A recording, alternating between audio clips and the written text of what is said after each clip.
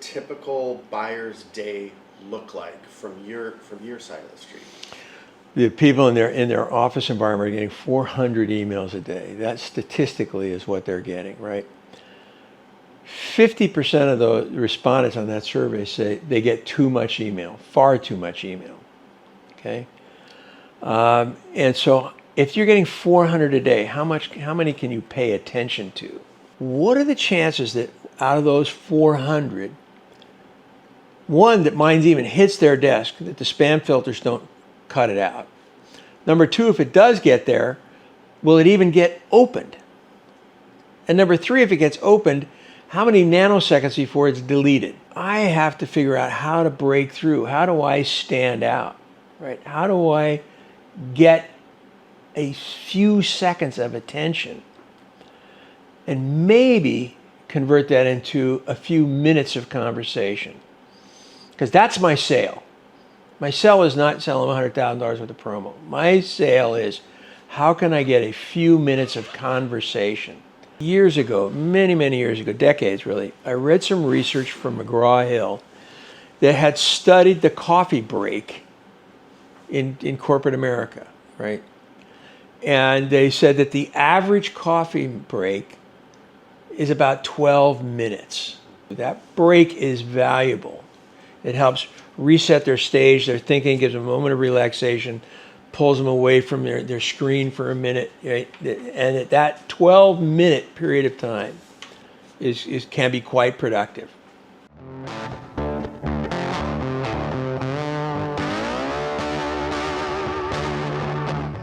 I got this idea. I said, people don't want to commit to a 30-minute meeting or an hour-long meeting with some unknown sales guy. Oh my God, no. But if I can set it parenthetically within a coffee break, I'll fill that time with good information. And by the way, here's a really cool mug.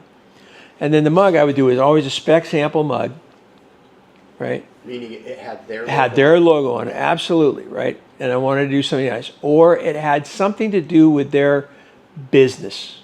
A quote from one of their press releases, right? A product name. It had something to do with their business. So here's one of the ones that I make. I actually make this for my island house where we fish for crab all the time. So anybody that visits my house, and I wanted to find a really cool coffee mug, and I'm a freak about it being white on the inside so I can see the color of my coffee. I hate weak coffee, right? And it then evolved. Here's Rocket Java, because my nickname is Rocket, right? So I made these Rocket Java mugs, right? But when you're doing a whole bunch of them, I got to put a signature bar on the back, because the point was that hopefully there's going to be more than one running around. You get that spec sample in and you pack it nicely. Packaging matters. Get some colored tissue paper. Buy 4 or 5 different colors. Pick a color that's close to your companies that you're selling. What are their corporate colors? Put it in some nice tissue paper. Put it in a nice white craft box, not a reused PCNA box. And by the way, I have the citation. Print out the citation. Put it on your own stationery. The citation is the research that defends coffee breaks and coffee mugs, but it's a full page or two of citation. Put it in the box, because you're proving that you're intelligent, you work, and you defend your position. If you were to send these packages, they might cost you $35 to $60 a piece. I'm not saying you do 10 of these a day randomly, but if you do 2 or 3 a month to targeted people, understanding that client, do a little research, you've identified them as good target. My point is that spending $35 to $60 and having perhaps a 20% response rate, is a pretty good return on investment. And so I would mail them a specific letter along with the sample. Your cover letter could say that a coffee break takes on average about 12 minutes. In that same 12-minute period of time, I can present to you a number of viable and interesting ways that haptic products, promotional products, or haptic marketing, whatever words you want to use, and I think haptic sounds highbrow, so I love to put that in there, right? So I want to sound smarter than I am. You can say branded merchandise, whatever words you want to use. I can show you a number of viable and exciting ways that Haptic Market can augment your current marketing efforts.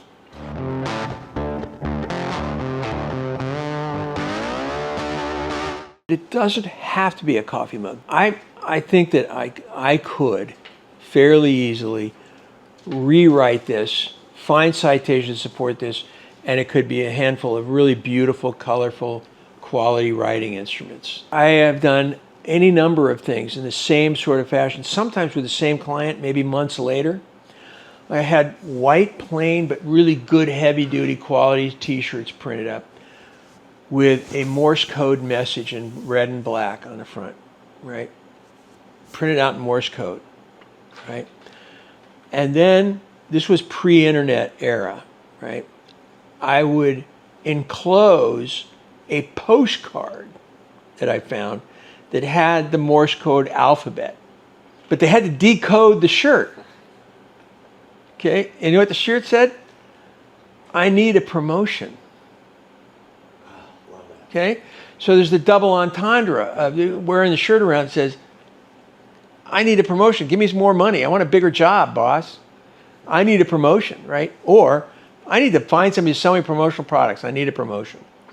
So I would send him the shirt and the postcard and my business card.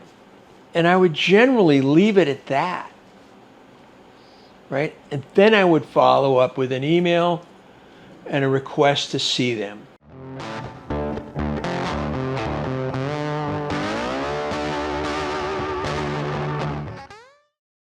Haptic advantage. I know Right. what the word means, but give us a little bit of background on haptic and why you like that word so much. Haptic is something that you feel, you touch, right? It's not digital. So haptic is very different than digital, right?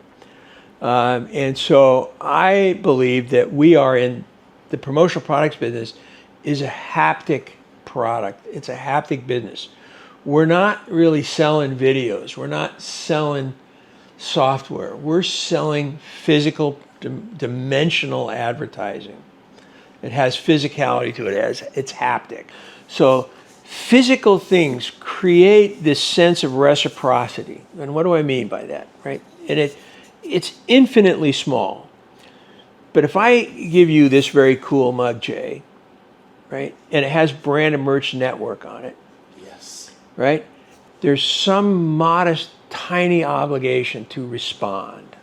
And perhaps when my email comes in, a week and a half later that says I'm the coffee mug guy, bingo, that's the guy. Okay, I'm curious. Maybe I'm engaged enough to think this is really creative.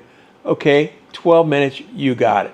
Let's see if the guy really does it in 12 minutes. See if Rod can deliver. See if he can deliver. Let's take the worst case scenario. You don't get a meeting, they blow you off. They're not throwing away that coffee mug. Right?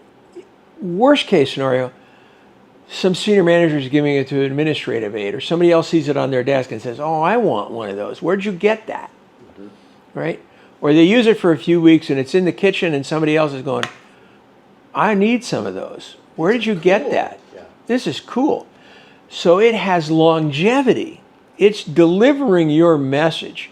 Even though your intended target didn't get it, somebody else might. The product's cool, no doubt. Yeah. But you're actually demonstrating masterful marketing. Absolutely right. Particularly if they bite. If that fish takes the bait, right, and he bites, and I'm in their office, it's pretty hard for them to argue that promotional products don't work. I'm sitting in your goddamn office, right? Your mug is on the desk, right? So you've already sort of bought into the concept, that haptic advantage, right? You bought into the concept, right? Because I'm here. Can you tell me of a time when someone did respond back? I would say that I got dozens of clients over my career, right, with this introduction. Okay? Now, would I have got them anyway? No way of knowing. So was there also ever a situation where the astute VP of marketing took your 12 minutes, they met with you, and they said, Rod, this is brilliant. We want to do the same thing. I don't ever recall anybody telling me that was brilliant. You know? I was so hoping you were going to say so that. I mean, really, to be, you know, yeah, I have to be dead honest with you. Is that many times my target was not the one that was seeing me. Okay. My target probably handed it off to somebody and says, "This is kind of interesting. Check it out. Set up a time to go see this guy and report back to me." Okay. Fine. Great. I'm in. I'm started somewhere. It might have been an administrative aide or something. I'm going to do everything to get her on my team. The whole point was to get their attention, get them to spend more than a nanosecond on my unsolicited email, right? And pay attention to me and give me a better chance of being that wildflower in the field where they reach down and pick me.